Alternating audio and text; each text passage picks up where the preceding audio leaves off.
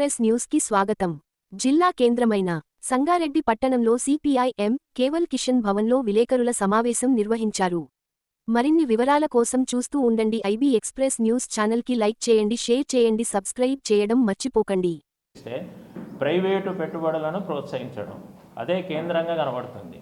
అంటే ప్రైవేటు పెట్టుబడులు వస్తే ఆటోమేటిక్గా అభివృద్ధి అవుతుంది అనేటువంటి అంచనాతోటి మన పాలక వర్గాలు ఉన్నాయి.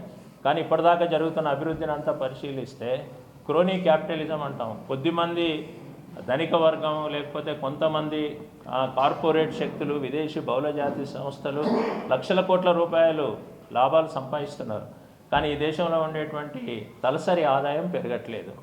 ఇవాళ మన దేశంలో తలసరి ఆదాయం $2, అంటే దాదాపు బంగ్లాదేశ్ కంటే కూడా తక్కువ ఉన్న పరిస్థితి ఉంది. కానీ ఈ బడ్జెట్లో ప్రజల యొక్క తలసరి ఆదాయం పెరగడానికి ఎలాంటి మార్గనిర్దేశం లేదు.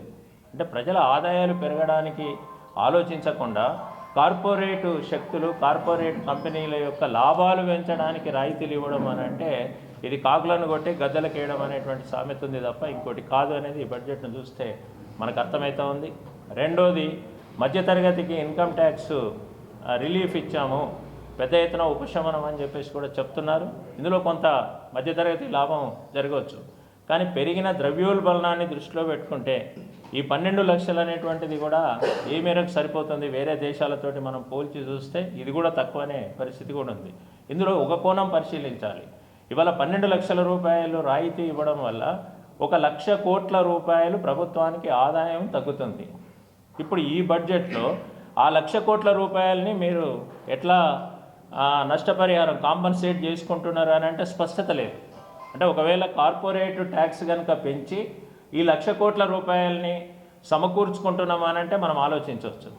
ప్రజలకు, ఉద్యోగులకు రిలీఫ్ వచ్చింది, కార్పొరేట్ కంపెనీలకు మాత్రమే ఈ భారం పడుతుంది అని చెప్పి ప్రజలు సంతోషపడే అవకాశం ఉంది. కానీ ప్రభుత్వం ఆ మాట చెప్పట్లేదు. ఈ 1,00,000 కోట్లను ఎట్లా సమకూర్చుకుంటారంటే మళ్ళీ సంక్షేమం మీద కోతేయడం లేదా పరోక్ష పన్నులు పెంచడం. ఇప్పటికే ధరలు విపరీతంగా పెరుగుతున్నాయి. ధరల్ని కంట్రోల్ చేసే పరిస్థితి లేదు. మనకు చెప్పారు, అంతర్జాతీయంగా చమురు మార్కెట్ తోటి మనం అనుసంధానం అయితే అంతర్జాతీయంగా ముడి చమురు ధరలు తగ్గితే మన పెట్రోలు, డీజిల్ ధరలు తగ్గుతాయి అని 2014లో మనకు చెప్పి అట్లాంటి నిర్ణయం తీసుకున్నారు. ఇప్పుడు 2014 నుంచి ఇప్పటి వరకు దాదాపు 50% ముడి చమురు ధరలు తగ్గినాయి అంతర్జాతీయంగా. అంటే మన పెట్రోలు, డీజిల్ ధరలు 50% తగ్గాలి. కానీ 50% తగ్గకపోగా విపరీతంగా పెట్రోలు, డీజిల్ ధరలు పెరిగినాయి. మరి ఈ బడ్జెట్లో ఎందుకని పెట్రోలు, డీజిల్ ధరల గురించి ప్రభుత్వం ఆలోచించలేదు? అంటే ధరల పెరుగుదల విషయం మర్చిపోయింది, ఆదాయాలు పెంచే విషయం మర్చిపోయింది.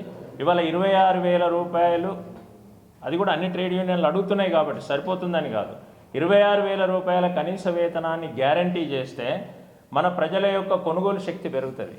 ప్రజల కొనుగోలు శక్తి పెరిగితే మన అంతర్గత మార్కెట్ పెరుగుతుంది. దానివల్ల ద్రవ్యోల్బణం తగ్గే అవకాశం ఉంటుంది. కానీ ప్రభుత్వం దీని మీద తగిన చర్యలు తీసుకునే పరిస్థితి లేదు.